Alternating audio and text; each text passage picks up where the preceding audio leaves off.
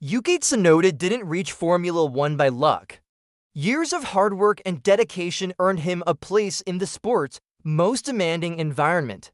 But in this world, effort alone doesn't decide careers.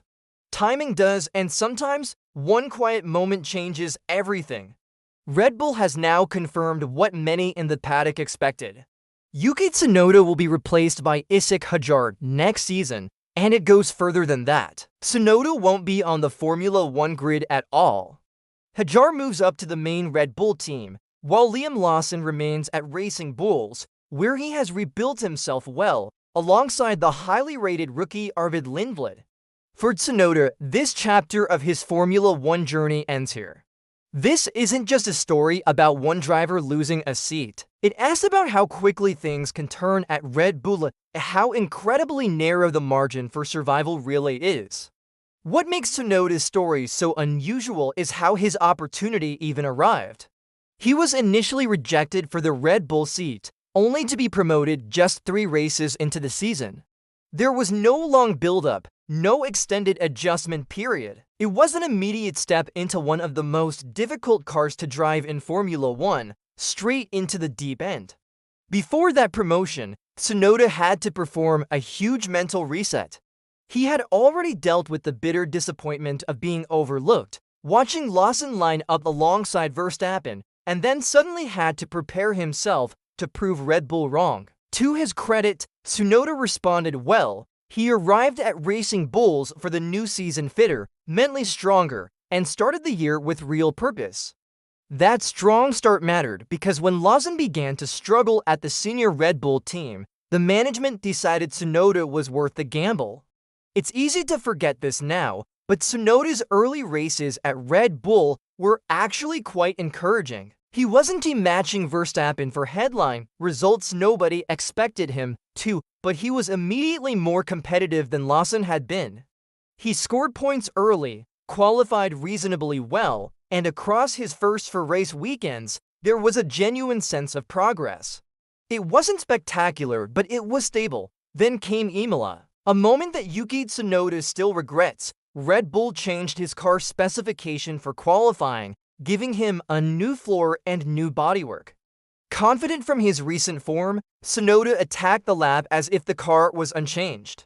But the front end reacted more sharply than he expected. The rear broke loose, and he crashed heavily. It wasn't unlucky, it was an avoidable error. And it changed everything. The momentum stopped right there. From that point on, Tsunoda struggled to regain his confidence. For the next several races, he appeared to second-guess himself, unable to push the car close to the limit where true performance lies. The crash also created a wider issue. Spare parts were limited, and Red Bull became cautious about giving Tsunoda new upgrades quickly. Verstappen, as the team leader, received new components first. Tsunoda often had to wait. Having different car specifications meant different car behavior, and that made direct comparisons with his teammate increasingly difficult. Same team, different tools. A downward spiral began, weaker results followed, his confidence dropped further, and Tsunoda started chasing performance rather than building it methodically. Before the summer break, Red Bull changed its approach. Under new leadership, the decision was made to give Tsunoda the latest upgrades as soon as they became available. The impact was immediate. His form improved, the pace came back, and he looked much more like the driver we saw at the start of the year. But by then, nearly 2 months of progress had already been lost. And that lost time led to numbers that Red Bull simply couldn't ignore. Across the entire season, Tsunoda managed to beat Verstappen in qualifying only once. He never looked like beating him over a full Grand Prix weekend.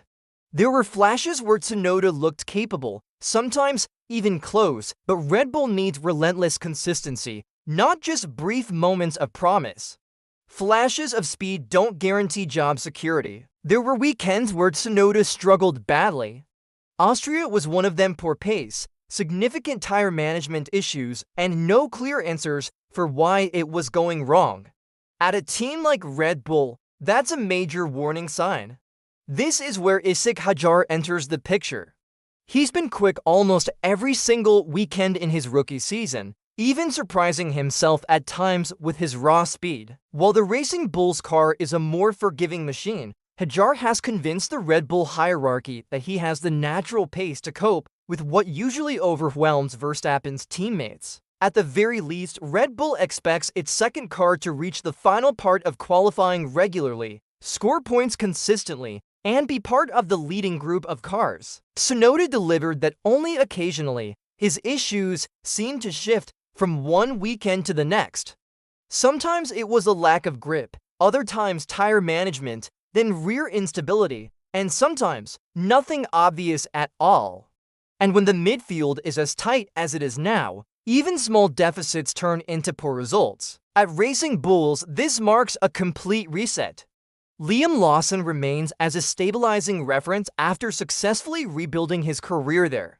Arvid Lindblad steps in as a long-term project, having shown flashes of exceptional potential despite an uneven junior record. Red Bull hopes Hadjar succeeds at the top team, Lindblad develops steadily at Racing Bulls, and Lawson provides the continuity the junior team needs.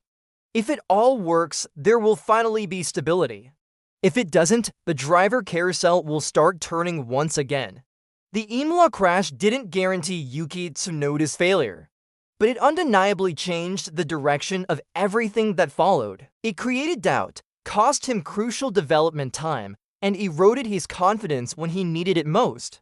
And it remains the single moment that will likely define his Red Bull story. So was Yuki Tsunoda unlucky, or was Red Bull simply being Red Bull? Let me know what you think in the comments. Thanks for watching. Subscribe if you enjoyed the video. Press the bell icon so you will notify when I drop the next video. Let me know what would you like to watch next. Till then, goodbye.